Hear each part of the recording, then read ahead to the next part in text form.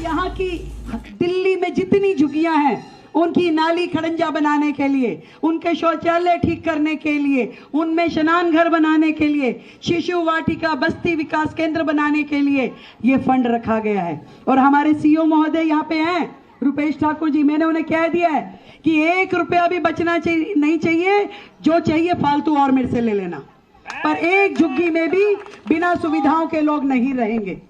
जो video reel पे आजकल रील चल रही है व्हाट्सएप ग्रुप पे कि भाई ये झुग्गी टूट गई, ये झुग्गी टूट गई, मैं उसकी सच्चाई भी बताना चाहती हूँ। 3 केस मूर्तियां दिखाए जा रहे हैं। एक जो वजीरपुर की फाटक पे है, भाई जो बिल्कुल ही अगर रेलवे लाइन पे आ जाएगा और रेलवे लोग कहेंगे कि भाई हमें सिग्नल नहीं दिखता 3-3 मंजिला मकान से, तो उसकी जिम्मेवारी थोड़ी ना सरकार लेगी। कल को कोई एक्सीडेंट हो जाए, किसी का जान चला जाए, तो किसकी जिम्मेदारी होगी भाई? किसने कहा है कि रेलवे लाइन पे जाके बसो? बिल्कुल रेलवे से सटा करके, यदि उसमें डीडीए या रेलवे एक्शन लेती है तो सरकार कुछ नहीं कर सकती भाई।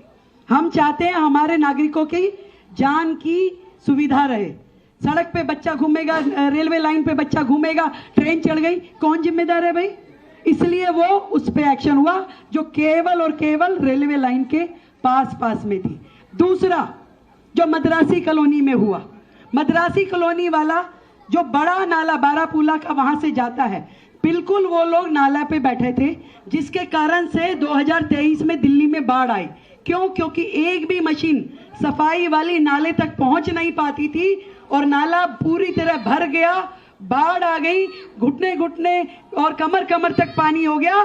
तो माननीय कोर्ट ने आदेश दिया और एक बार नहीं 3 बार अपनी सुनवाई में कहा कि भाई रास्ता खाली करवाओ ताकि जेसीबी और मशीनें नाले पे जाके सफाई कर सके। तो उसमें सरकार क्या करेगी भाई? कोर्ट का ऑर्डर होगा तो सरकार कुछ कर पाएगी कि नाला साफ करना है? अभी नाले का रास्ता रुक गया। और तीसरा केस जो वजीरपुर पे जेलर वाला बाग की झुग्गी थी, वहां पे स्वयं माननीय प्रधानमंत्री जी ने 1675 फ्लैट दिए। भाई जब जिसको फ्लैट मिल गया उसके बाद तो जगह खाली करनी पड़ेगी ना। आप सोचो कि वो फ्लैट भी ले ले और यहां भी रह ले, तो ऐसे तो बात नहीं बनेगी। तो जिसको फ्लैट मिलता जाएगा उसको खाली करना पड़ेगा। और यदि उस फ्लैट मिलने के बाद भी कुछ और लोग आकर के जो कि एलिजिबल नहीं है और वो अगर अपना कहें कि नहीं हमको भी चाहिए, तो भाई ऐसे कैसे काम चलेगा? तो जो एलिजिबिलिटी है, जिनके नाम पे हुआ, उनको दिया गया, 1675 परिवारों को दिया गया। उसके बाद यदि वहां पे 150 परिवार बच गए और वो कहें कि हम तो इस झुग्गी को खाली नहीं करेंगे, तो वो उसमें हम तो कुछ नहीं कर सकते। तो केवल ऐसे 3 उदाहरण हुए हैं। इसके अलावा दिल्ली में एक भी झुग्गी के अंदर ना कोई हाथ लगाने गया, ना उसको किसी प्रकार की तकलीफ दी और ना कभी आगे होगी। चाहे आप ताह उम्र यहां रहिए, आपको ये वादा आपकी अपनी मुख्यमंत्री कर रही है। ना कोई घबराने की जरूरत है और ना ही साजिश में आने की जरूरत है। मैं आपको कह रही हूं, निश्चिंत होकर रहिए। जो नाजायज है वो होने नहीं देंगे। यदि कहीं कोर्ट का कोई मैटर होगा तो हम भाई माननीय कोर्ट की अवहेलना नहीं कर सकते। उसमें हमारा ना कोई रोल है, ना कोई कार्रवाई है। और ये जो हमारे झुग्गी के लोग हैं, ये हमारी केवल ऐसा जीवन नहीं है इनका कि यहां पड़े हैं, ये दिल्ली की लाइफ लाइन है। आज इन लोगों के कारण से दिल्ली में फैक्ट्रियां चल पा रही है, घर चल पा रहे हैं, औद्योगिक क्षेत्र चल पा रहे हैं, व्यवसाय चल पा रहे हैं। ये दिल्ली का हिस्सा है। दिल्ली का अपना क्या है ये बताइए मुझे?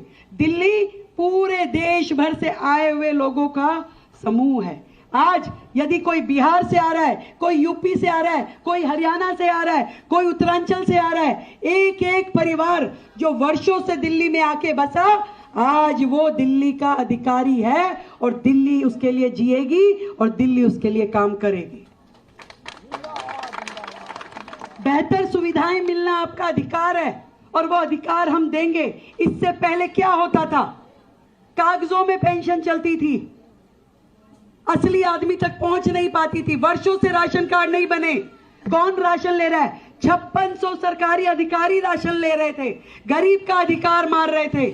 हमने पहली बार जांच बिठाई कि भाई देखिए तो सही कितने लोगों को सही राशन मिल रहा है, जो गलत मिल रहा है उनको काटिए ताकि नए लोगों को हम राशन दे पाए, नए लोगों को राशन दे पाए। आज 10-10 साल से राशन कार्ड नहीं बने हैं। नए राशन कार्ड बनाने हैं, नई पेंशन बनानी है, ये सारे काम करने हैं। तो जो लोग गलत ले रहे हैं उनको हटाएंगे, तभी तो आप लोगों को मिल पाएगा। और ये जिम्मेदारी हमने ली है भाई, हमारी जिम्मेदारी है कि दिल्ली के प्रत्येक नागरिक को उसका हक मिले। पहली बार 10 साल से जो विषय चल रहा था आयुष्मान योजना का, केजरीवाल जी ने दिल्ली में आने नहीं दिया था, जबकि आप लोग खुद देखते थे कि आपके गांव में तो आयुष्मान योजना लागू है, वहां तो लोग लाभ ले रहे हैं, पर दिल्ली में नहीं ले पाते थे। हमने आते ही आयुष्मान योजना दिल्ली में लागू की। अब लोगों के आयुष्मान के कार्ड बन रहे हैं, 70 साल से ऊपर के बुजुर्गों के कार्ड बना रहे हैं। और चाहे वो 70 साल का बुजुर्ग हो या आयुष्मान योजना का कार्ड होल्डर हो, 10 लाख रुपए तक का इलाज सरकार देगी, यानी आपकी अपनी दिल्ली सरकार देगी। 10 लाख रुपए तक का इलाज। तो देखिए जीवन कितना सुलभ हो जाएगा, कितना बेहतर हो जाएगा। इससे पहले कभी ऐसी मुख्यमंत्री मिली है कि आपको, कभी केजरीवाल आए झुग्गियों में? कहीं नहीं गए, घर से बाहर ही नहीं निकलते थे। पहली बार दिल्ली अपने उस मुख्यमंत्री के साथ है जो सड़कों पे, कॉलोनियों में, घरों में और बाजारों में लोगों के बीच में जाकर के बात करती है। और मैं आपको विश्वास दिलाती हूं, ये आजकल 100 दिन की कहानी नहीं है।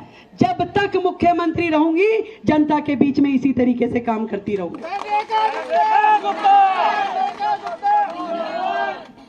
और आपने मुझसे एक बात और कही थी कि दीदी नशा बंद होना चाहिए, नशा बंद होना चाहिए। और पहले दिन से ही मैं उस कार्रवाई पे लग गई हूं। जितने लोग नशे के व्यापार करते हैं, हमारे घरों को खराब करते हैं, हमारे युवाओं को खराब करते हैं, एक एक व्यक्ति को चुन चुन के पकड़ा जाएगा।